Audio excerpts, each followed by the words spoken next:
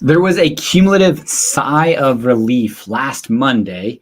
It was in the evening, so we weren't able to report on it kind of early on. But Poudre School District officially backed off of their long-range plans, saying, let's table it. Their steering committee, they were very appreciative of all the work that they did, but the 7 board member voted unanimously to delay it. And it was interesting to watch, but we'll dive into that here in a little bit. Also discuss a little bit about city council, as there was a couple things that they talked about, but generally speaking, it was a pretty short meeting.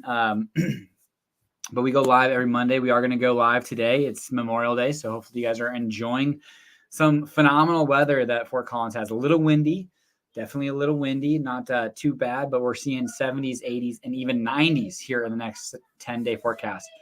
I'm sure you're going to hear a little bit of my kids as they are off school. They get out this week, which, man, it feels a little late for them to get out. I know that they're going to kind of push back, or at least my understanding is they're going to push back school getting out and school starts so that we're not kind of in too hot of a time without having AC in all of the elementary schools.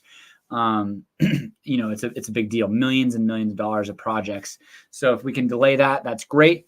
But it's crazy to think that they are not out of school yet. They get out in the next few days. This is the last week of school for kiddos. But for now, they are at home. And so we'll go live and hear some rumbling in the background. But we talked to you guys about things that are happening in Fort Collins, things to do, city council, and then big things that are happening, like Pter School District, kind of this long-range planning committee that made some decisions that really had a ton of people in Fort Collins and some of my really close friends super stressed out for the last really month, 2 months and beyond. But let's start off right now. Fort Collins, there was a top places to live list that came out. It comes out every year. Fort Collins last year was ranked number 23rd in best places to live. And this year we dropped down to number 39.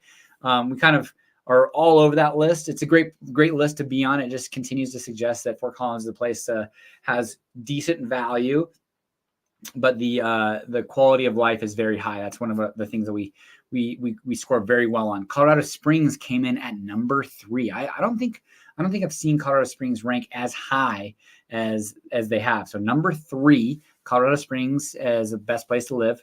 Boulder, number 10, just behind Austin, Texas, and then Denver right behind us at number 40. But they were all the way at 99 last year. So, things change, turnover. They look at tax. They look at so many different dynamics: cost of living, quality, access to healthcare, lots and lots of different things: economy, enjoyment of life, working environment, economics.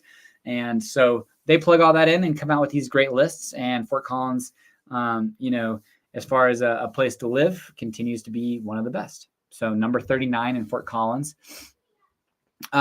Speaking of which, Fort Collins, one of the big things that is super important to Fort Collins is Colorado State University and our athletic department. Generally speaking, football is going to carry everything. Football is just the sport that needs to be very strong for financial reasons. You talk to any athletic director, any president of the university, and Amy Parsons at CSU is very vocal about how important sports are to the health and success of the university in general. And so she is a big proponent and supporter of sports. Football is doing great. Coach Jay Norvell was gracious enough to be on our podcast. If you haven't listened to that one, definitely go have a listen. We are hopeful to get Coach Nico Medved for the basketball team on, for our basketball program here in the next few weeks. And one that we probably should reach out to that is probably the closest coach that I've got at CSU is Coach Brian Bedard of the track program. I was on the track team. Coach Brian Bedard was my coach at the time, but also additionally my wife, she did quite well in sports. And it's always interesting because we don't really talk too much about it. Now you can definitely Google her. You can listen to enough of my lives, enough of my videos or podcasts, and you'll probably learn relatively quickly. She had a very successful professional career in track and field. And so I probably should ask the track coach to come on, because he has been very successful at Colorado State University and is probably one of, if not the best throws coach in all of the United States and tops in the world, really. They continue to produce world-class athletes, shot putters, discus throw, hammer throw, and this year was no different. CSU is sending 6 athletes, 2 runners, and 4 throwers to NCAA, the NCAA finals.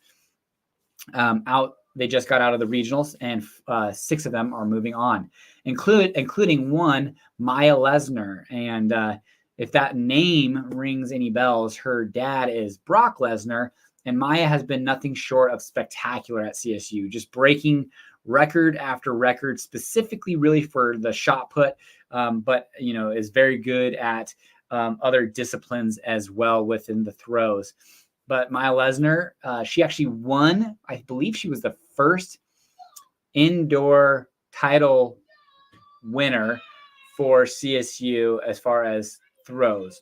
I don't know about all disciplines, but she won the indoor national championship for CSU, pretty special. And so she's looking to go and not defend necessarily, because outdoor and indoor definitely have a different dynamic, but she is looking to go out there and make some waves, along with another thrower, Gabby Morris, I believe her name is. She's originally from Fort Collins, Rocky Mountain, and doing some really good things there. And then a couple runners and a couple more throwers. So go CSU Rams. Great job, Coach Brian Bedard. Keep up the great work.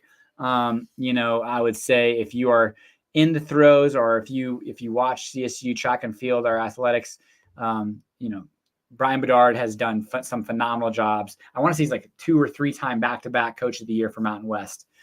Let's see here. Speaking about CSU alumni and sticking around to Fort Collins, one of my good friends, Matt Yem, is the head football coach at Fort Collins High School. And he graduated from CSU and Fort Collins High, and he's given back to the program. But now an additional coach is going into and making waves at Fort Collins High School, which is Ike Palmer. And Ike Palmer is a pretty, that name, Palmer Flowers. His dad's Spiro Palmer, very successful entrepreneur here in Fort Collins. A great success story, coming here to Fort Collins with nothing and building a great business empire of sorts, both on the flower business and then also on the commercial investment side. And Ike went to Fort Collins High School, graduated, went and played some junior college basketball, and then went to CSU and played for a couple of years there and did well. And I've played against him at Fort Collins Club, which is now Genesis for like a decade. And the dude can shoot, knows the game very well, extremely competitive, right or wrong, which I'm a competitive guy myself, so I appreciate it and love it. And he's got a kid that's going into 9th grade, and then another one right behind him. So I would assume, so long as there's some success that follows, because there has to be success for the coach position to remain there. And I would, not relatively fast, but I would say within 2 to 3 years, they want to see some good winning. By the time his son is a senior in high school, they should be winning some ball games. And that's an additional coach. Ryan Yoder did the same thing at Resurrection Christian, was a coach at or played at CSU. His son was going through school at Resurrection Christian, went on and coached, and they're doing quite well there as well. So it's just great to see these alumni that are successful in and outside of academics and can bring that. So not only create good basketball players, but create good men and help them, build integrity, character, hard work, discipline, and hopefully some winning along with that to build confidence for these young men. So super excited to see Ike take the reins of Fort Collins High School Lambkins basketball program, and hopefully, follow up with who his coach was, Coach Johansson at Fort Collins High School, who has had some phenomenal success at Fossil Ridge High School for the last many years with their basketball program. So Fort Collins continues to do pretty well as far as the prep hoops goes. And, CSU is a big part of that. And we're grateful for both of those, Poudre School District high schools, and then obviously CSU being in our backyard, which in our backyard, there was a unique thing that happened this year, a corpse flower. So I've been watching it on YouTube Live, but at Colorado State University, they've had a corpse flower called Cosmo, and it bloomed this year. It looks like it's it's folded back up. So I'm, don't hate me for all the wrong language I used for discussing flowers. But this year I think they've had it since 2016, and this is the first year it's bloomed. It's either 2016 or 2018, but it's the first year that it's bloomed. And it seems like it only bloomed for like 24 hours.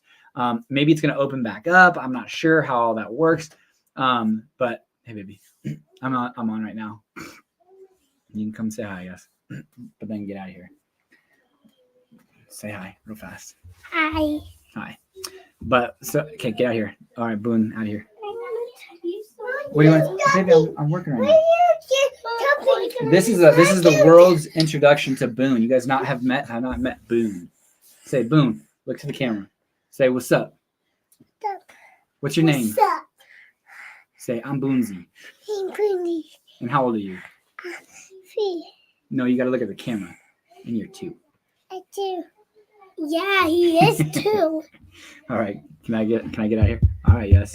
People can hear that. Probably is very loud for them. It's very, very loud. All right. Okay. Can you guys get out of here? Daddy, can I say something? Brinley is... Baby, I'm working right now. No.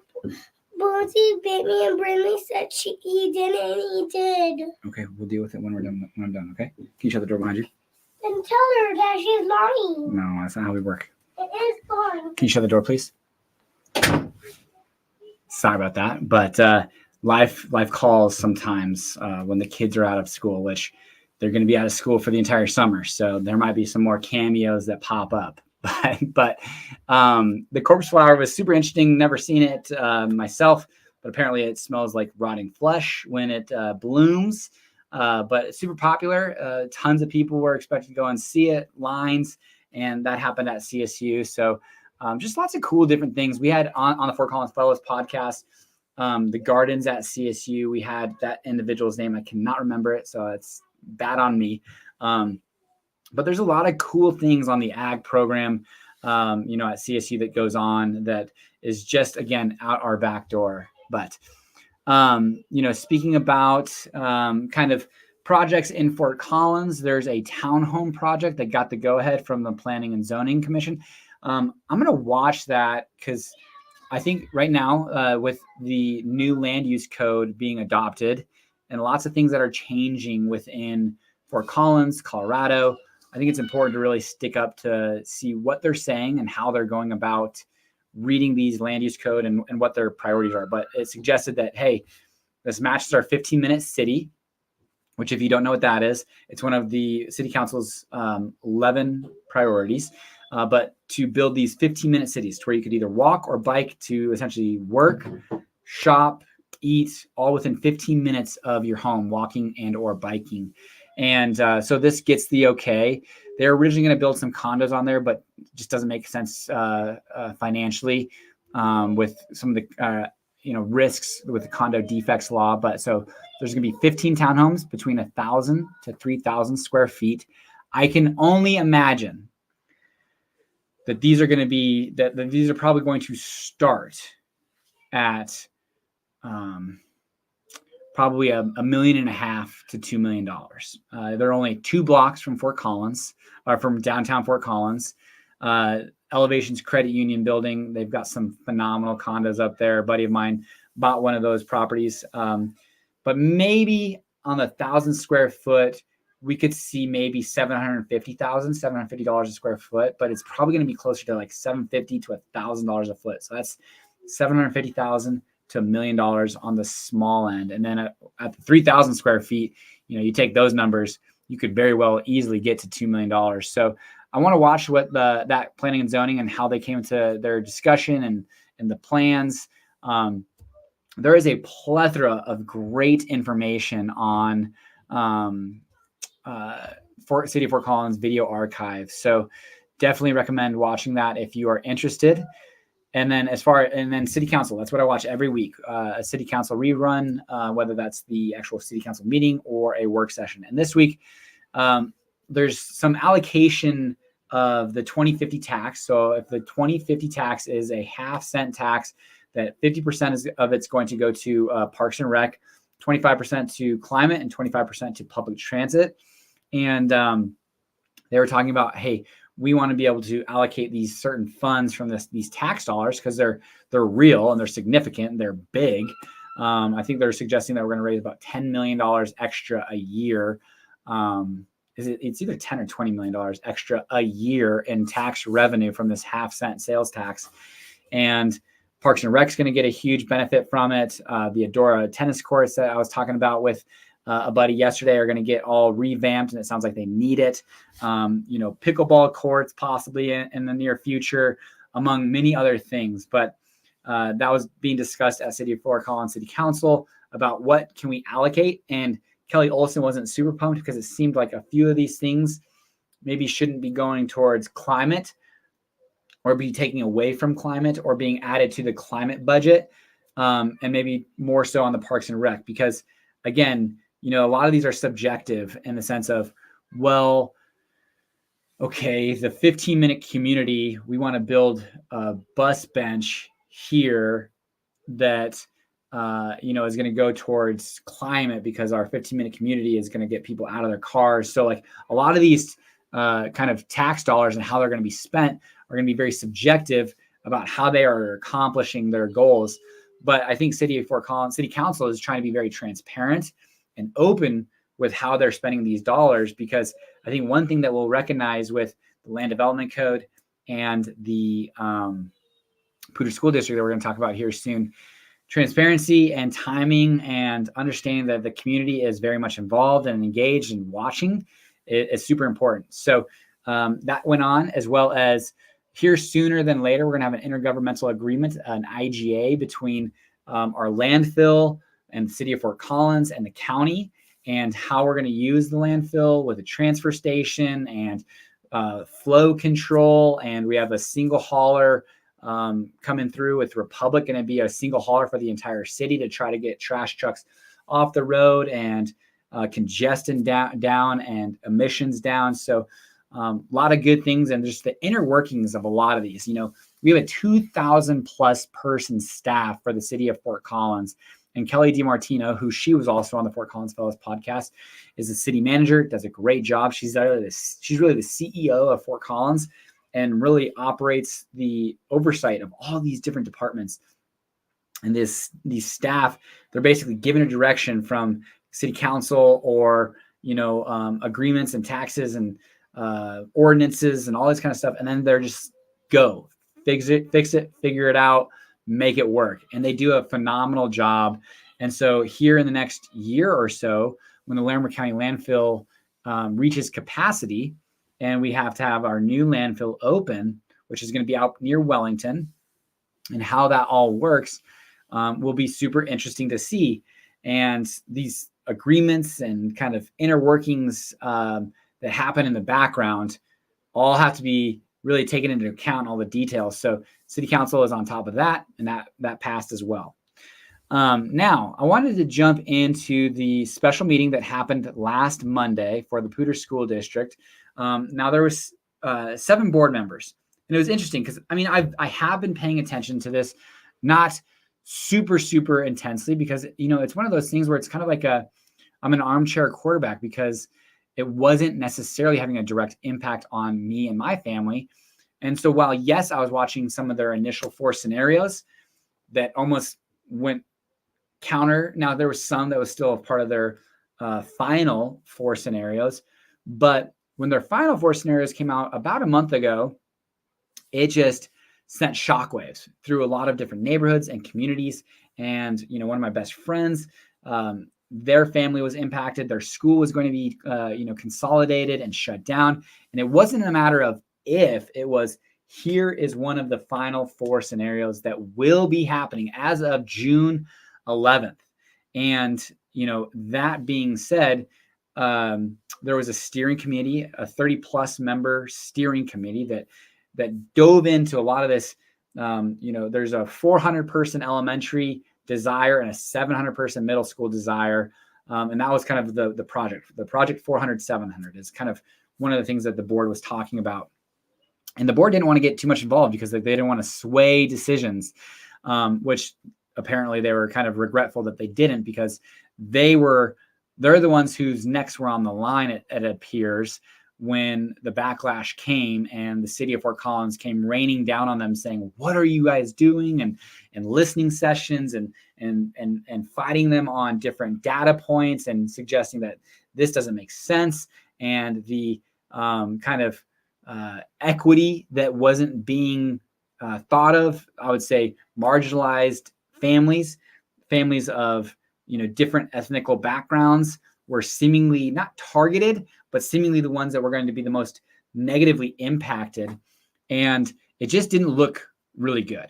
And so the special meeting, they put to the vote, should we delay the long-range plans for consolidation of schools? And it did pass 7-0. But I wanted to go through each kind of person's kind of insights because they were all wanting to make a statement, because something interesting is somebody gets onto the school board and they want to give back. I definitely have no doubt that they want to give back. They probably have a kid that's, either involved or at the school, but there's maybe some political desires as well that this could be a stepping stone, is kind of the undertone of Brian Kingsley, the superintendent of Poudre School District, that's saying, hey, this is just a stepping stone for him to get involved with politics. And so there was kind of an opportunity for each one to talk. And Jessica Zamora, she was just talking about how there still are big budget items that need to be addressed, but a decision like this should be unanimous. And if it's not, they need to really seriously consider it. Scott Schoenbauer, he quoted a 7th grader from Bolts, suggested though that, hey, we've got some really smart people at CSU, specifically mentioned a civil engineer professor at CSU that is interested and willing to get involved with some of these decisions and help make these decisions and to leverage the community rather than just say, hey, let's rely upon, our feelings or some nominal data. Let's really dive in and make sure that we're making the right decisions. Because I would say each one of these members did suggest that there are still difficult decisions to be made, whether that's from a community that might be presented an opportunity to vote on a mill levy increase so that we keep these schools open, which could generate basically $7. There was an article in the Colorado that suggested that on a $700,000 house, they might ask for $7 extra per family per year to be able to afford this, which would generate about $7 million for the county, specifically for schools to make up for this shortfall. And whether it's that or potentially continuing this conversation of this long-range plans and how this might work out moving forward. I would say Jim Brokish, same thing. Kevin Halveda, he wanted to apologize to the steering committee because there was a lot of work. And I think some of these individuals' names on the steering committee were let out. And I don't think I'll ever get involved with politics. I don't think that's just a desire of mine. But I can say, listening to City Fort Collins City Council, people on the board, like, your name's out there and you're making a decision that's impacting possibly negatively a section of Fort Collins or Larimer County. And some people might not necessarily be super stoked about that. And my wife got a call last week. We have a rental property in a neighborhood, and she got a call and she said, how do they get my name and number? I'm like, everyone's information's out there. It just is. And if for me, when I was doing investment real estate, and, I still am, but when I was very active about finding off market properties, a superpower of mine was to be able to go find somebody's information, whether that be Facebook or, social medias or white pages or whatever that might be. And that can be scary. And so I can only imagine some of the stress that this steering committee went through, all for not supposed, kind of necessarily. But Kevin Halveda was just apologetic, saying, hey, we're sorry. We don't want your work to go to waste, but we will be looking at it. And sorry that you guys seemingly were the scapegoats and that we didn't step in and say, hey, we're going to make this decision with you. And then Connor Duffy, interesting conversation that he had. He said, he's like, I just kept quiet. I didn't want to tell anybody where I was. I didn't want to steer anybody's decisions. But now I can say with assurance that he has against the long range plan. And so long story short, they all voted 7-0 to pause this. But I would say there's some probably lasting impacts on schools like Blevins and CLP and Beatty Elementary, who Beatty's been on the chopping block twice now. And one of the things that I know that a lot of parents and people who are moving to Fort Collins or Northern Colorado and reach out to us, they want a lot of stability for their kids and their family. And if like my kid was going to be going to Bolts Middle School, which was seriously on the chopping block, maybe I consider sending him to another school that I know is safe while they're there for the next 3 to 4 years. And because I don't want them to be in 7th grade, have to make all these new friends, go through 7th grade drama and all that good stuff, and then have to go to another school the next year because it gets shut down. Now, obviously, we'll have some time on our side for that kind of stuff, but I can only imagine some of the negative impacts that schools like Johnson Elementary, Beatty, CLP, Polaris, a lot of these different schools are facing now because, well, they don't have the occupancy or the staffing that's being asked of them for the students within those schools. So I still think it seems like we have a hurdles to overcome. Difficult decisions will have to be made, but it sounds like some serious input, some serious thought, and proper decisions will have to be made, whether that be increasing the budget because we have increased our mill levy, or potentially consolidating schools, but with a better plan rather than just chop the leg off the leg at the knee to save the leg type of deal. So it's been a super interesting last 2 months. I've had clients that reached out to me and said, hey, we're not making any decisions until after the June 11th vote. And I could see why, because I wouldn't want to make a $500,000, $750,000, $2 million decision in Fort Collins for you to move into a neighborhood, love the house, love the area, excited about going to a school like Johnson, and then being kind of, caught blindsided and said, hey, this school is getting shut down. Not only is it getting shut down, but we're actually going to move another school into it. So your traffic that's going to increase going out of the neighborhood is going to increase with new schools coming in. So I could see making those decisions, on pause. But right now it seems like that is going to be paused moving forward, and some more insightful decisions to hopefully be made moving forward. Now, it is Memorial Day weekend, and we've got we got a Wellington Brew Fest coming up this Saturday and Sunday, it looks like, at 6 p.m. Centennial Park, wine and beer. A youth mountain bike camp, June 1st, 10 a.m. and June 2nd at 1 p.m. The first is at Adora Park, and the second is at Spring Canyon, I believe it is. Spring Canyon Pavilion Park. And man, that's just something cool that if you're, and it's, I believe, 6 to 12-year-olds. Let me just confirm that real quick. 6 to 12-year-olds. So if you're in between that age and you want to get some introduction to mountain biking, this would be a great opportunity. There are phenomenal mountain biking opportunities all throughout Fort Collins, Northern Colorado, Larimer County, Laurie State Park. Speaking about mountain biking, CSU throws, Brian Bedard. I know he was a big mountain biker. I'm not necessarily going to get involved. I took my team out last year in Breckenridge. I think I've got a confidence problem because all of a sudden these bikes, which they can't weigh more than 15 to 20 pounds. I mean, they are light as can be, and you can just fly on them. And they've got some systems, some suspensions. So if you've never went on a mountain bike ride with today's mountain bikes, it is so much fun.